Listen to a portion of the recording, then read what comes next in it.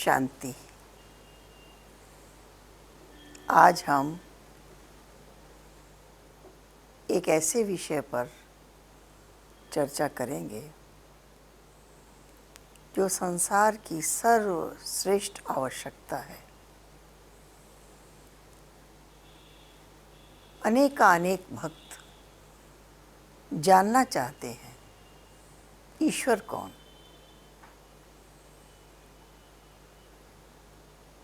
अगर हम ये पूछें कि सारे संसार में किसी से भी एक प्रश्न पूछें, ईश्वर कितने हैं, तो यही जवाब मिलता है, ईश्वर एक है। कोई भी व्यक्ति ऐसा कहने वाला नहीं मिलेगा कि दो ईश्वर हैं। हर एक ने कहा गॉड इज वन, ईश्वर एक है।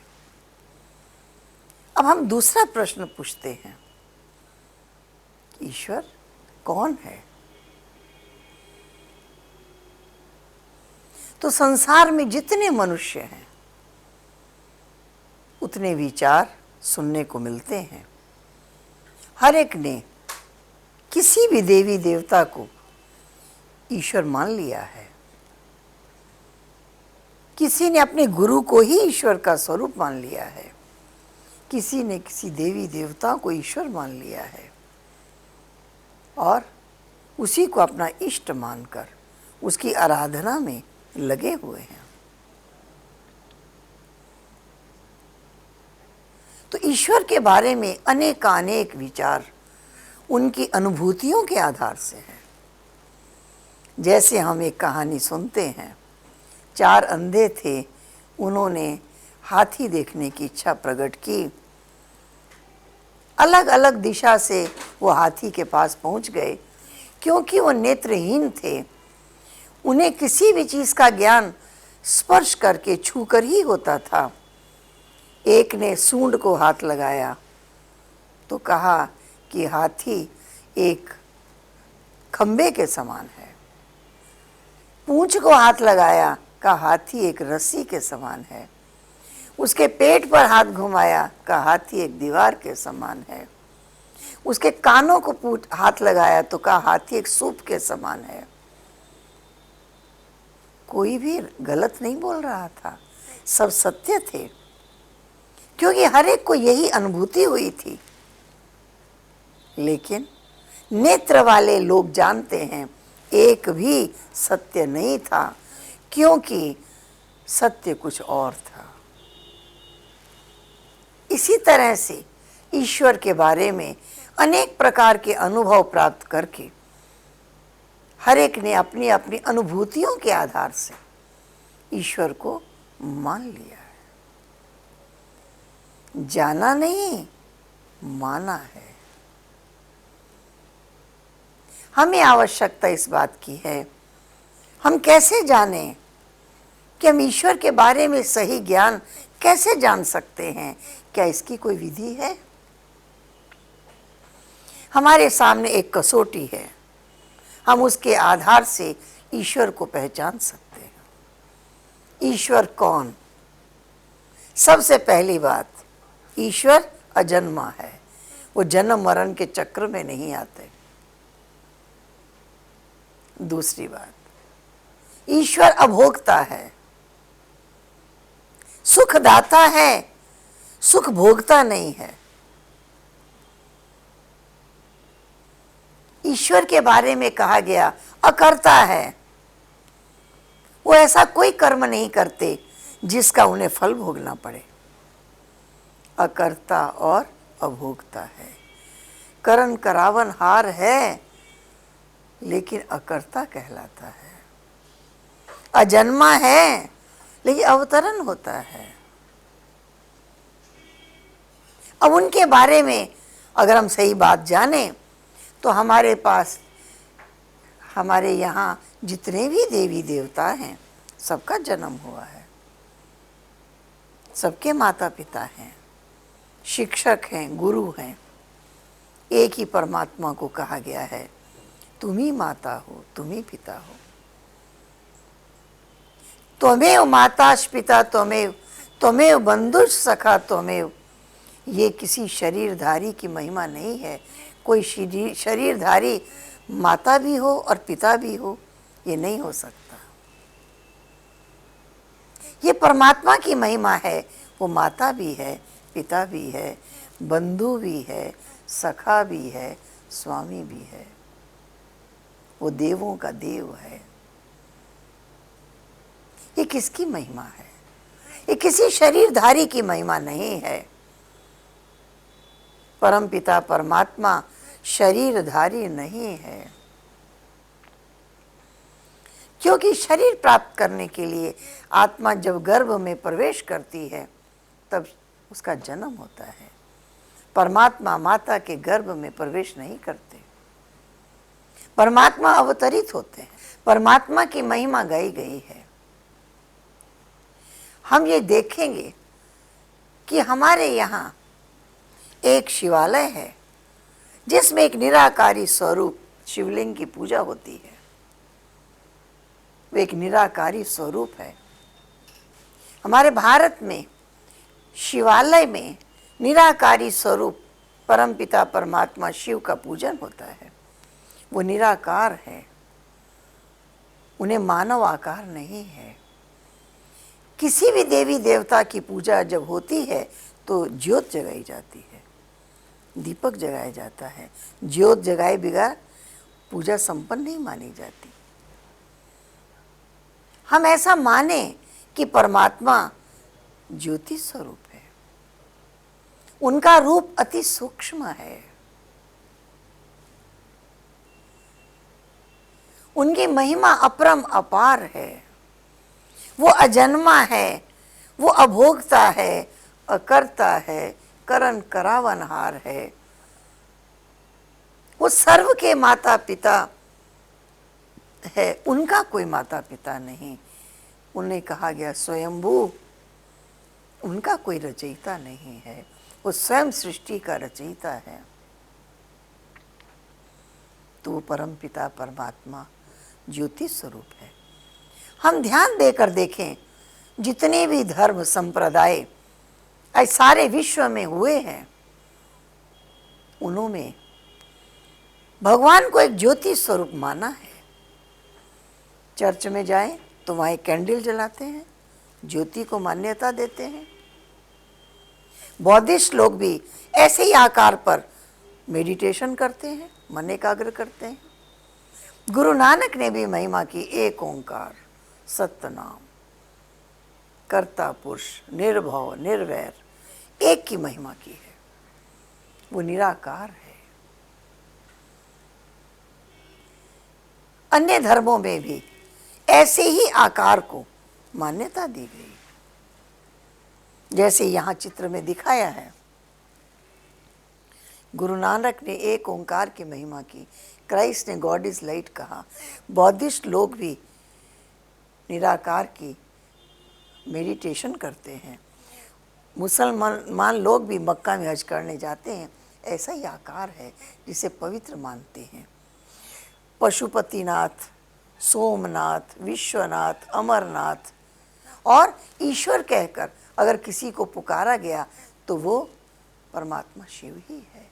उन्हें रामेश्वर, उन्हें मुक्तेश्वर, उन्हें महाकालेश्वर, पाप कटेश्वर, सर्वेश्वर कहकर, ईश्वर कहकर जितने नाम हैं सब परमात्मा शिव के हैं।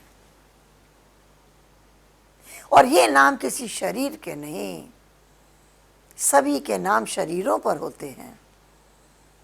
नाम लेते ही उनका रूप सामने आ जाता है, लेकिन परम पिता परमात्मा शिव ये ज्योति स्वरूप परमात्मा का रूप है।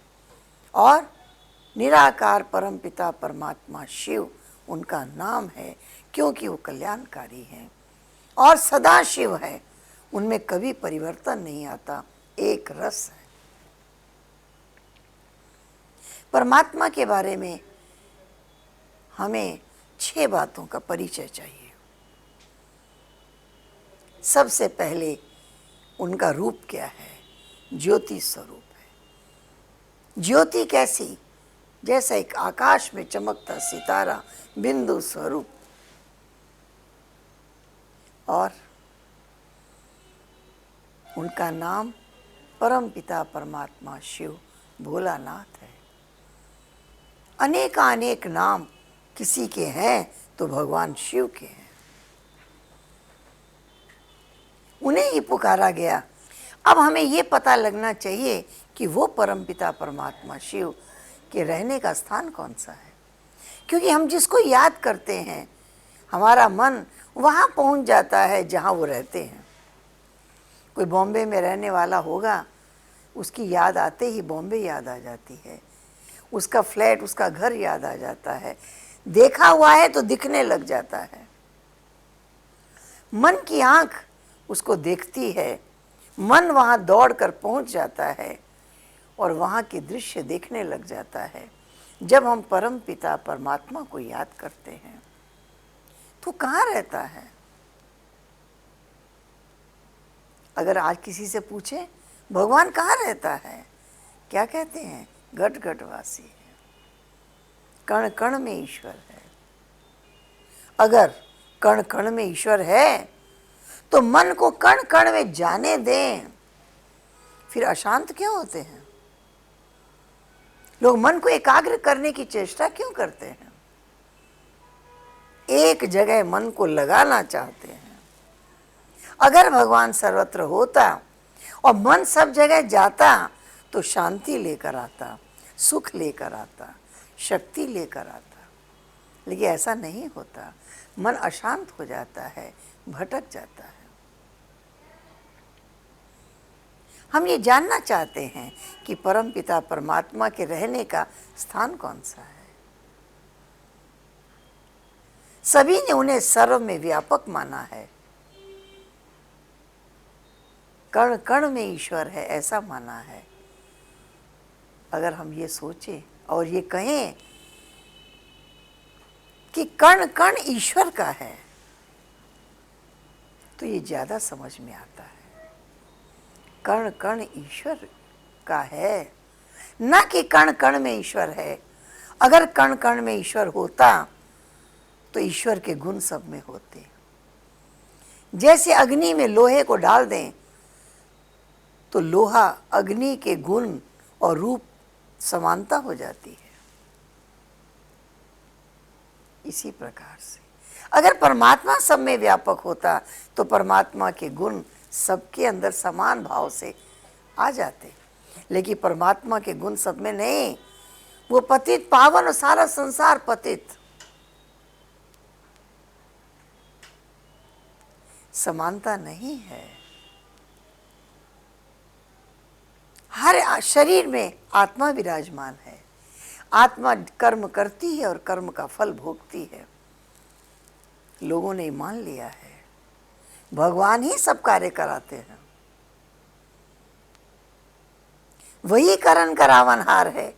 हम जो कुछ कर रहे हैं ईश्वर ही करा रहा है। अगर ये सत्य है, ईश्वर ही सब कुछ कराता है, तो दुनिया में जितना भ्रष्टाचार, पापाचार आज सर्वत्र छा गया है, इसका जिम्मेवार ईश्वर हो जाता है। क्या ईश्वर पाप कराएगा? ईश्वर हत्या कराएगा? ईश्वर गलत काम कराएगा? ये नहीं हो सकता। अगर ईश्वर को सब में माने तो सबके अंदर वो विशेषताएं आ जाएं। हमें ये मानना होगा ईश्वर हर मनुष्य से कर्म नहीं कराता। ईश्वर ने एक नियम बना दिया है, जो करोगे सो भरोगे। दूसरा नियम, तुम कर्म करने में स्वतंत्र हो और फल भोगने में परतंत्र हो।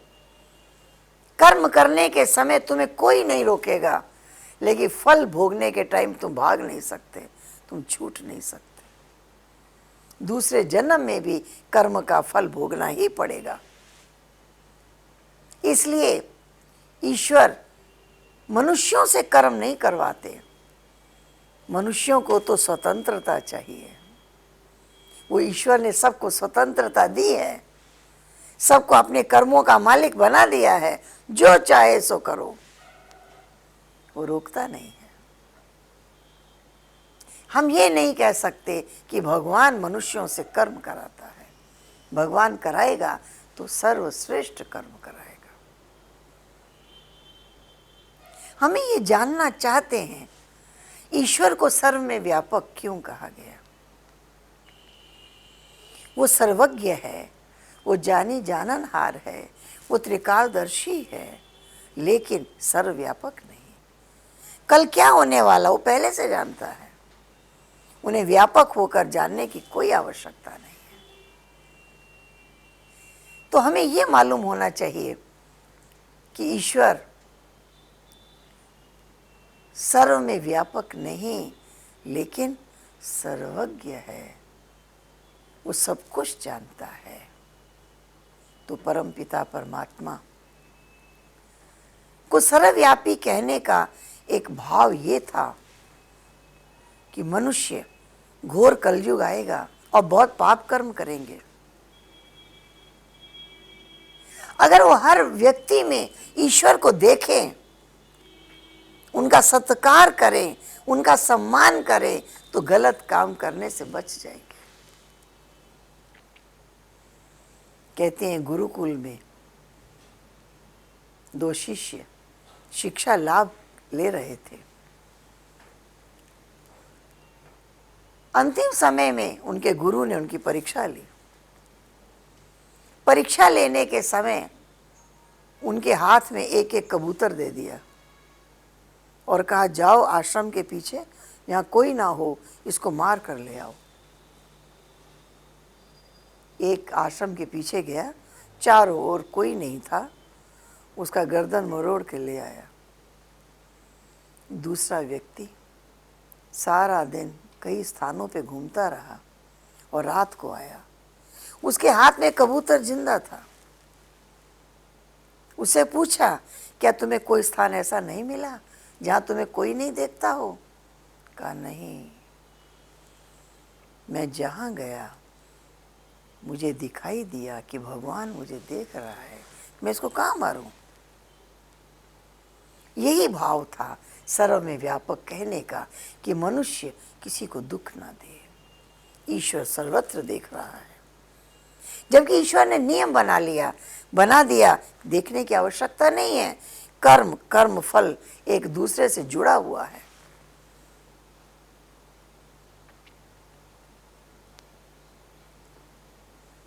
तो ये सर्व में व्यापक मानना एक कर्मों को श्रेष्ठ बनाने की ओर प्रेरित करता है, गलत कर्म करने से रोकने में मदद करता है। दूसरी बात, भागवत में प्रभु प्रेम का वर्णन है।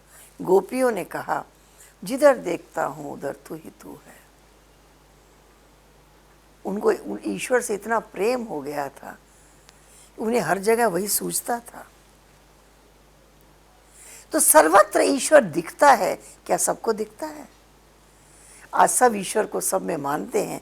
क्या उनको गोपियों की तरह ईश्वर दिखाई देता है? नहीं।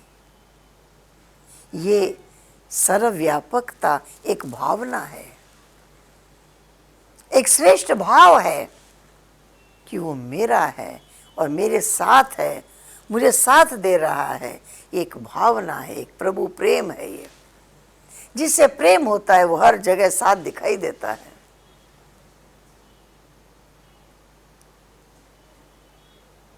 तो सर्वव्यापकता एक भावना है।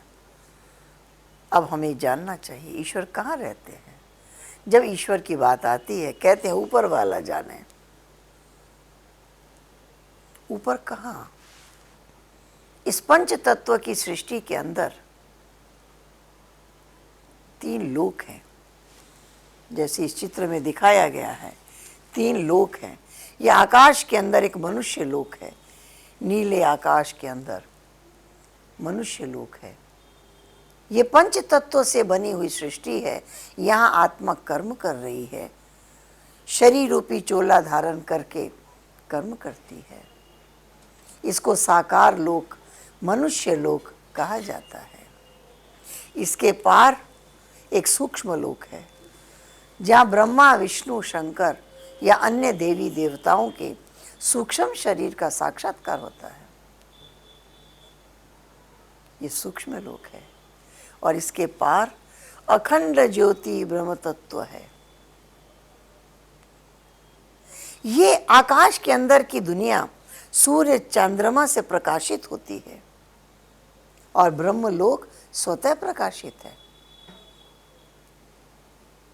ये अखंड ज्योति ब्रह्म तत्व कहलाता है। इसको ही परलोक ब्रह्मलोक कहा जाता है। इसको ही मुक्ति धाम, निर्वाण धाम, शांति धाम इसके ही नाम है। ईश्वर को पार ब्रह्म परमेश्वर तुम सबके स्वामी कहा गया है। तो परमपिता परमात्मा इस ब्रह्मलोक के वासी हैं।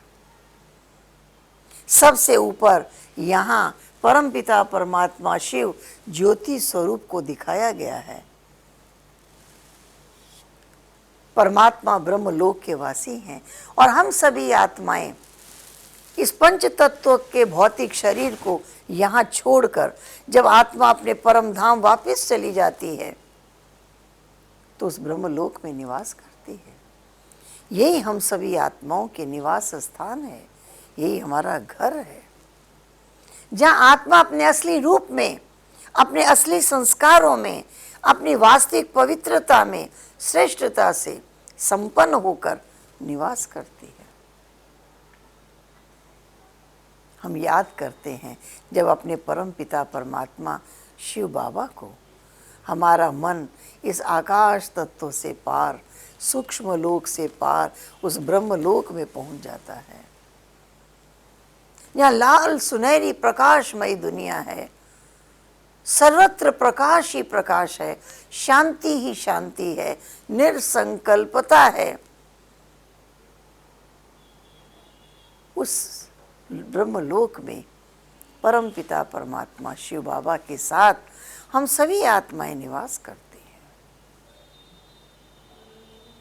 तो हमें याद रखना है कि मैं आत्मा भी परमात्मा के साथ इस लोक में निवास करने वाली हूँ। तो हमने 3 बातें जानी। परमात्मा का नाम क्या है, उनका रूप कैसा है और उनके रहने का स्थान कौन सा है। अब हमें ये जानना है उनकी महिमा अपरम अपार है। कहते हैं सागर को स्याही बनाओ, धरती को कागज बनाओ, जंगल को कलम बनाओ, उनकी महिमा नहीं लिखी जा सकती। इतनी अपरम अपार महिमा है। सृष्टि का रचयिता, पालनहार, संहार करने वाला परमात्मा ही है। अब हमें ये जानना है उनकी अपरम अपार महिमा क्या है। सबसे पहली महिमा परमात्मा की है पतित पावन, दुख हरता सुख करता, सर्वज्ञ, ज्ञान के सागर। सभी आत्माएं शरीर छोड़ने के साथ सब बातें भूल जाती हैं। जब पुनर्जन्म लेती हैं तो पिछले जन्म की सब बातें भूल जाती हैं। एक परमात्मा ही इस ड्रामा का साक्षी दृष्टा है। आदि से अंत तक की पूरी कहानी वही जानते हैं। हमारे अनेक जन्मों का रहस्य वही जानते हैं। सृष्टि की रचना कैसे हुई और इसका पुराने का संहार कैसे होता है, ये ज्ञान एक परमात्मा के सिवाय और किसी को भी नहीं है। इसलिए कहा गया ज्ञान के सागर है। इतने उनके सभी बच्चे हैं, सबसे उनको अथाह प्रेम है। उनको फिर से जगाने, फिर से अपना बनाने, फिर से घर वापस ले जाने इस सृष्टि पे अवतरित होते हैं। प्रेम के सागर हैं, इसलिए उन्हें दया, करुणा, क्षमा का सागर कहा गया है। दया सिंधु, कृपा सिंधु, करुणा सिंधु, सागर है वो, कभी घटता नहीं है। उनकी महिमा है। आनंद के सागर हैं, उन्हें ही सच्चिदानंद कहा गया है। उनकी याद में ही आनंद है। वो आनंद के सागर को याद करने से आत्मा हमेशा आनंदित रहती है। वो सुख के सागर है। सुख भोगता नहीं है, सुख दाता है। स्वर्ग के रचयिता, नई सृष्टि के रचयिता, सृष्टि के प्रारंभ करता परमात्मा ही है। इसलिए उन्हें सुख का सागर कहा गया है। उन्होंने सुख दिया तो इतना सुख दिया कि इच्छा मात्रम अविद्या। इच्छा क्या होती है? देवताओं को ये विद्या भी नहीं थी, सब कुछ प्राप्त था। सर्वशक्तिवान, ज्ञान के सागर, मनुष्य सृष्टि रूपी कल्प वृक्ष के बीज रूप अपरम अपार महिमा है। परमपिता परमात्मा की अपरम अपार महिमा है।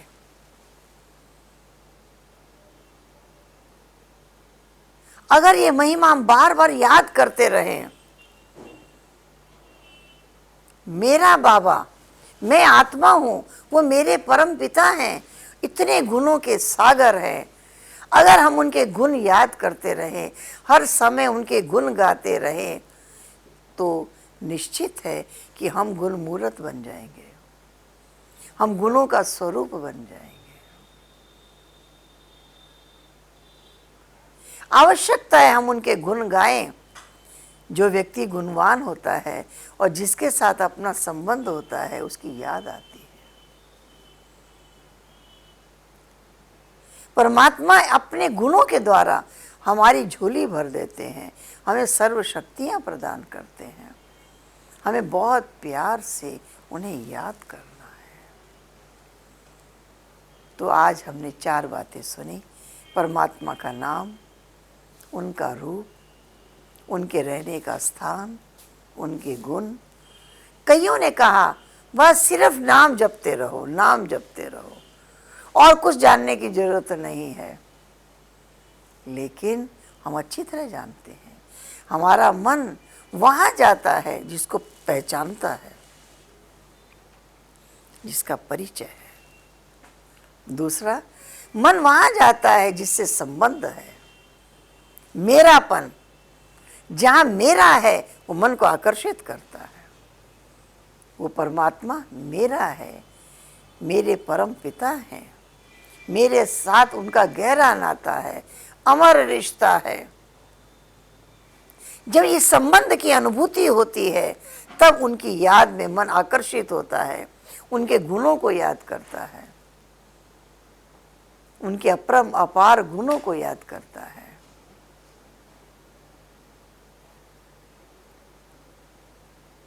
और वहां मन एकाग्र होता है। अब हमें यह जानना है कि परमात्मा का कर्तव्य क्या है, वो क्या करते हैं। कहा गया है दुनिया बनाने वाला, सृष्टि का रचयिता भगवान ही है। क्रिएटर, रचयिता, उन्हें ही कहा गया है। कैसे रचते हैं,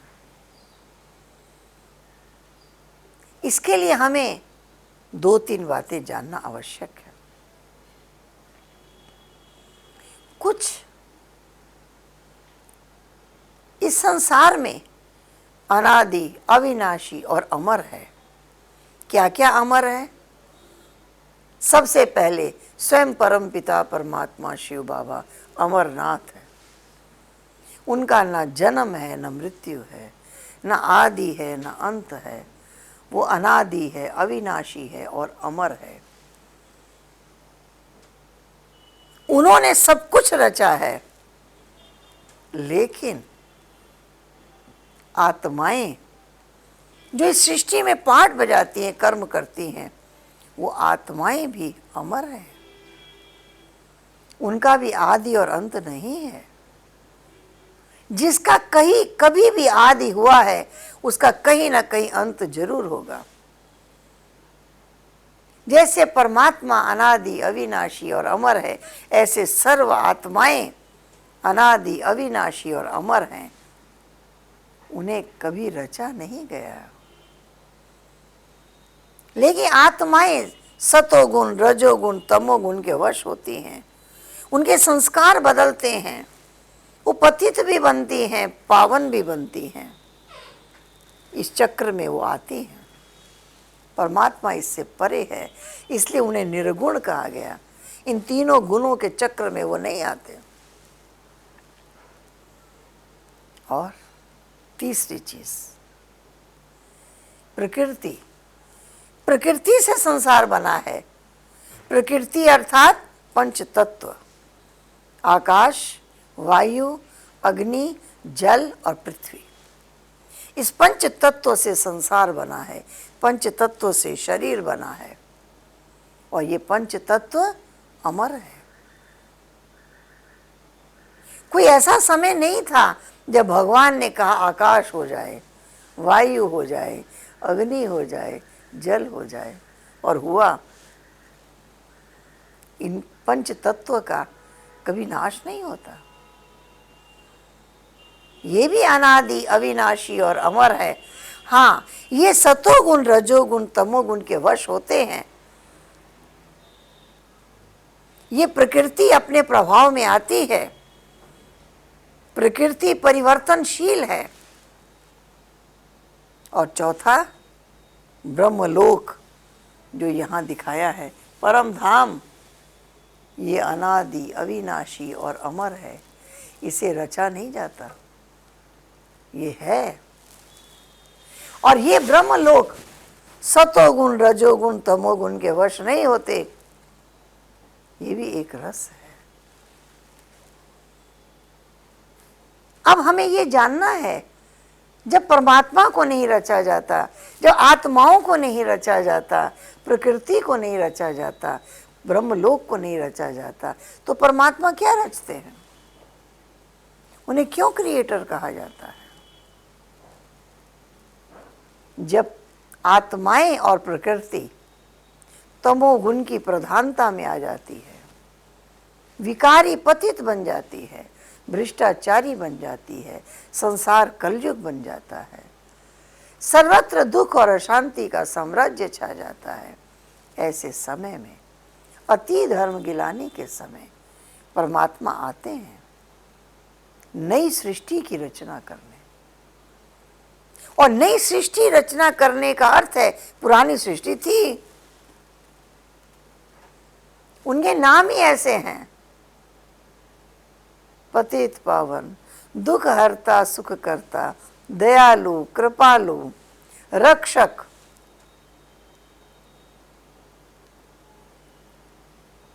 उनके नाम बताते हैं।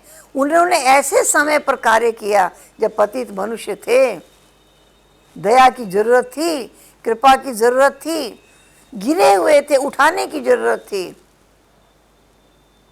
मनुष्य कौड़ी तुल्य बन गया था, उसको हीरे तुल्य बनाने की जरूरत थी। उनके कर्तव्य का समय है, अति धर्म गिलानी के समय परमात्मा अवतरित होते हैं और प्रकृति को भी पवित्र बनाने के लिए और मनुष्य आत्माओं को भी पवित्र बनाने के लिए वो इस सृष्टि पे अवतरित होते हैं। जन्म नहीं लेते। उनके आने का तरीका क्या है? कहते हैं, मैं पर काया प्रवेश करता हूं। आपने सुना होगा आदि शंकराचार्य की वार्ता कि आदि शंकराचार्य एक शास्त्रार्थ में हार रहे थे। अपने प्रश्न का जवाब ढूंढने के लिए उन्होंने कुछ समय मांगा और एक जंगल से गुजर रहे थे। उन्होंने देखा एक राजा का शव पड़ा है, मृत। उन्होंने अपनी योग साधना के द्वारा उसके शरीर में प्रवेश किया और उसके राजमहलों में चले गए। और वहां जाने के बाद उनकी रानियां जो थी उनके मंत्री जो थे, उनकी प्रजा के लोग जो थे, जो उनके साथ रहने वाले थे, उन्होंने जान लिया कि इनके शरीर में राजा की आत्मा नहीं है, ये किसी योगी, तपस्वी, साधक की आत्मा है। क्योंकि उसके संस्कार दूसरे थे और ये तो ज्ञानी थे, वैरागी थे, तपस्वी थे। कैसे जान गए? क्योंकि आत्मा के विचारों के द्वारा, व्यवहार के द्वारा और कर्म के द्वारा सबने जान लिया कि इनका पर काया प्रवेश हुआ है। और उसके बाद वो ढूंढने निकले कि राजा कि कहाँ से ये आत्मा आई है, उसी को हमेशा के लिए इस शरीर में रह जाए। तो कहने का भाव ये है कि आत्मा पर काया प्रवेश करती है।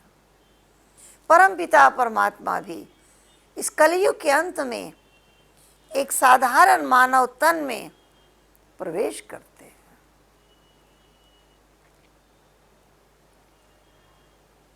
जिस तन में प्रवेश करते हैं उनका नाम प्रजापिता ब्रह्मा रखते हैं,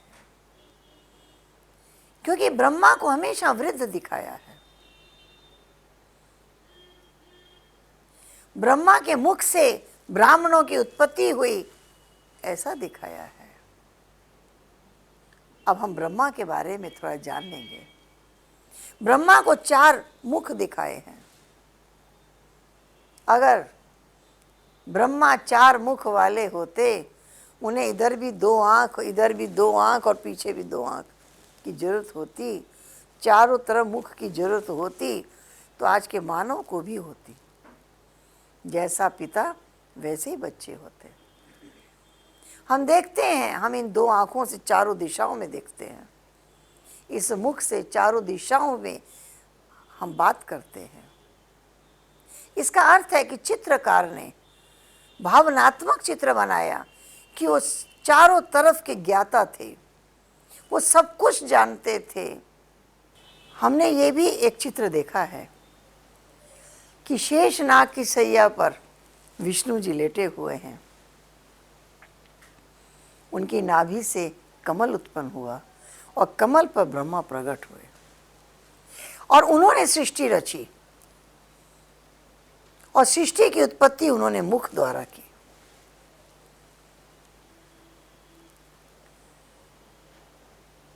हमें यह समझ लेना है कि मुख द्वारा उत्पत्ति का अर्थ क्या है। निराकार परमपिता परमात्मा शिव ने साकार मानव तन में प्रवेश होकर वृद्ध अवस्था में उनका नाम रखा प्रजापिता ब्रह्मा और उनके मुख से स्वयं ज्ञान दिया, आत्मा को पहचान कराई, तुम आत्मा हो, अपना परिचय दिया और कहा तुम मेरे हो, अपना बनाया, एडॉप्ट किया, फिर से अपनी संतान बनाया, अनुभूति कराई, माता के रूप में, पिता के रूप में, एक शिक्षक के रूप में, गुरु के रूप में,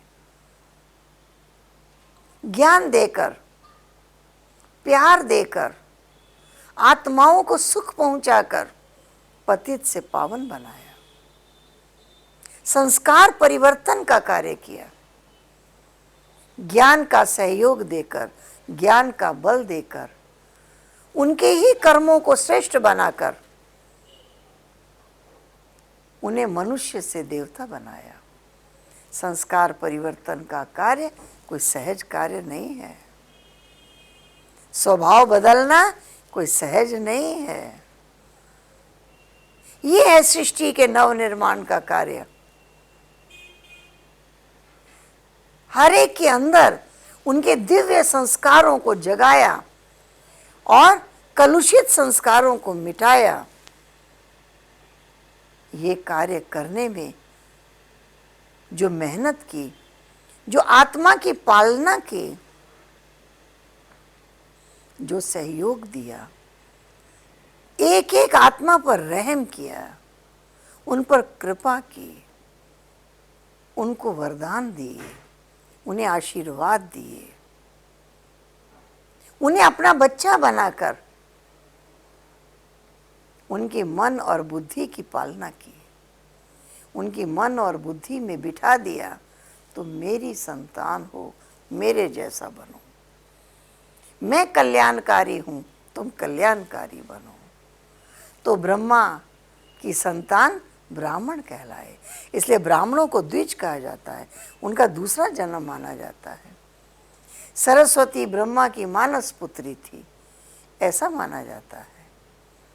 ये है निराकार परमपिता परमात्मा शिव का प्रजापिता ब्रह्मा के द्वारा नई सृष्टि की निर्माण का कार्य, अर्थात नई संस्कारों की रचना का कार्य, जीवन के परिवर्तन का कार्य, पतित को पावन बनाना, कौड़ी तुल्य को हीरे तुल्य बनाना, कांटे को फूल बनाना, गिरे हुए को उठाना, असंभव को संभव करना, ये कार्य परमात्मा ने प्रतिदिन ज्ञान की शिक्षा देकर, प्रतिदिन बुद्धि का योग अपने साथ जुटाकर,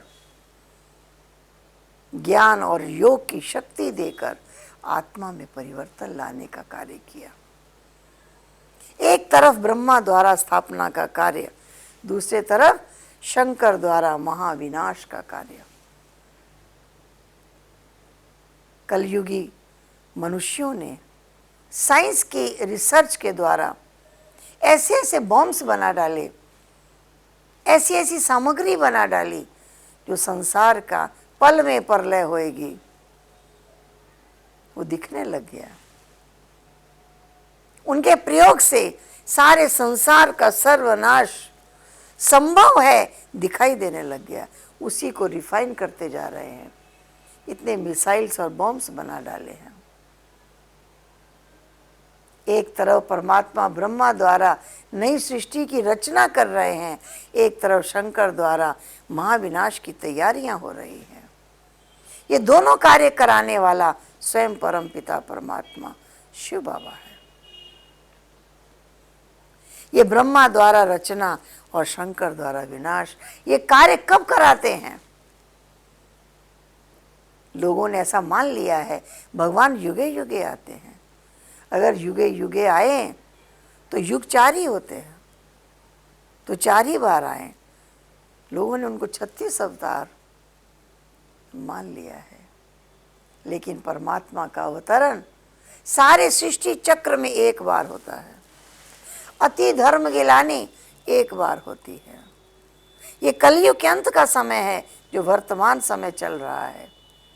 सतयुग आने वाला है, जैसे रात के बाद दिन आता है, ये बीच का समय है।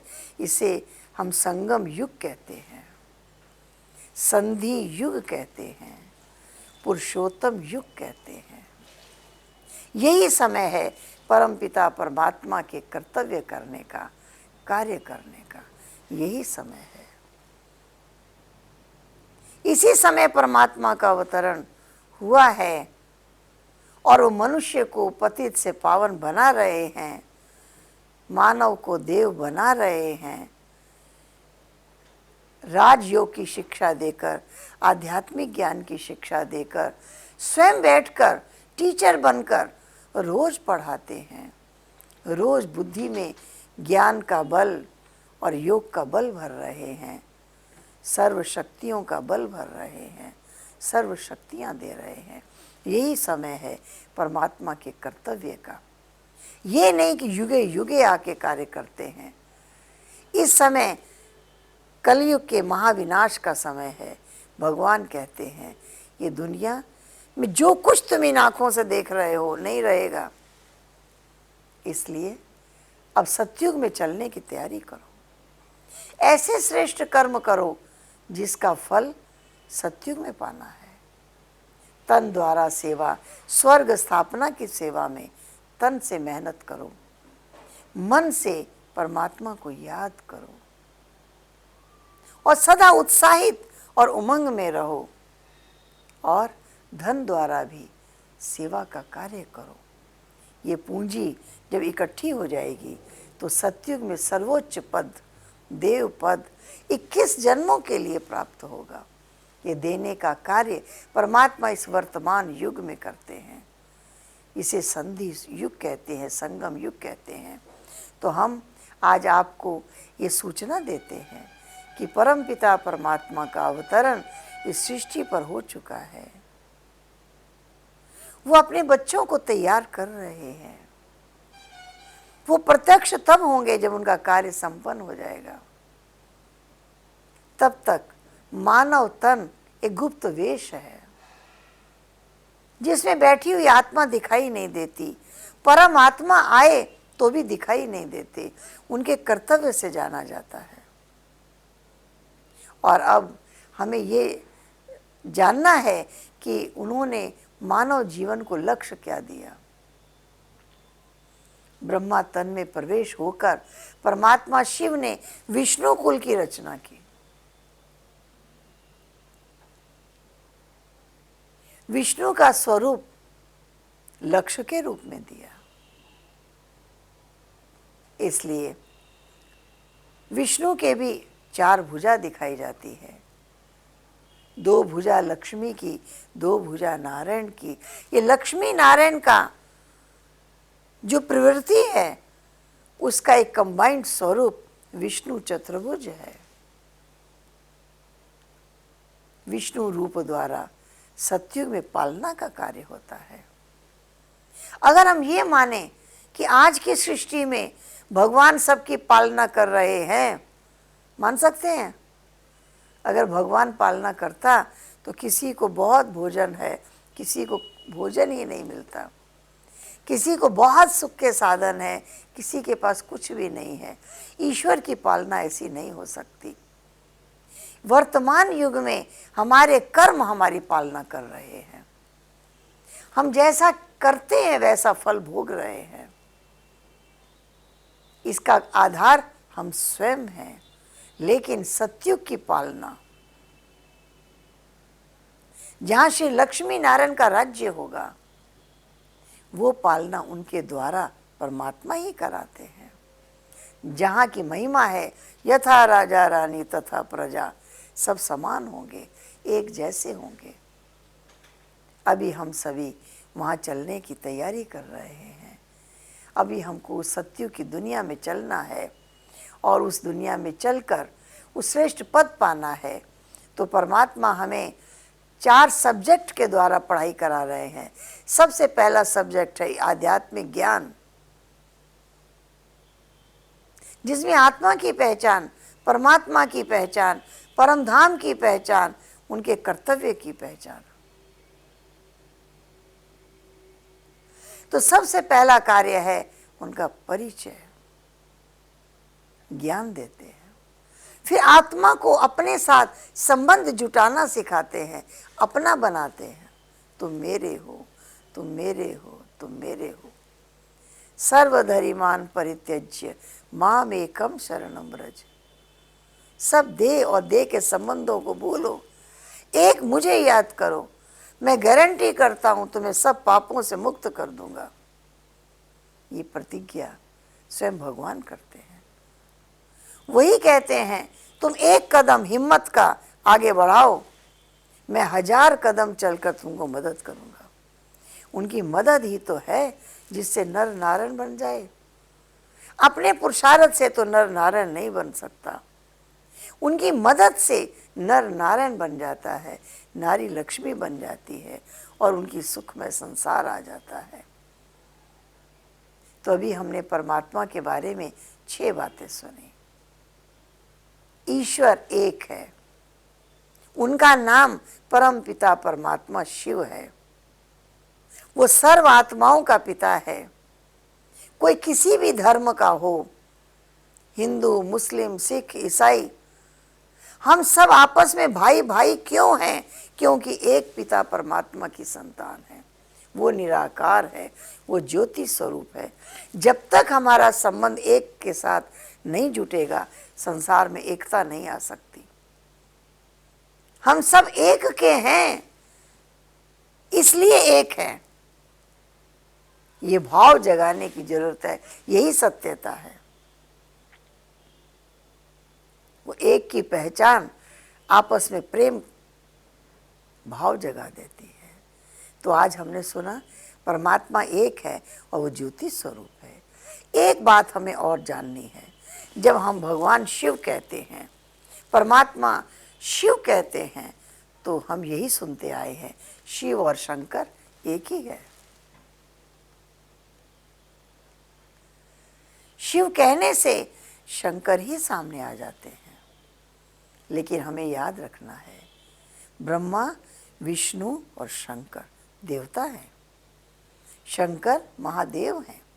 ब्रह्मा द्वारा रचना, विष्णु द्वारा पालना और शंकर द्वारा संहार का कार्य कराने वाले परमात्मा शिव है। उन्हें तपस्वी रूप में दिखाया है, उन्हें एक साधना करते दिखाया है। परमात्मा को साधना की जरूरत नहीं है, परमात्मा को तपस्या की जरूरत नहीं है।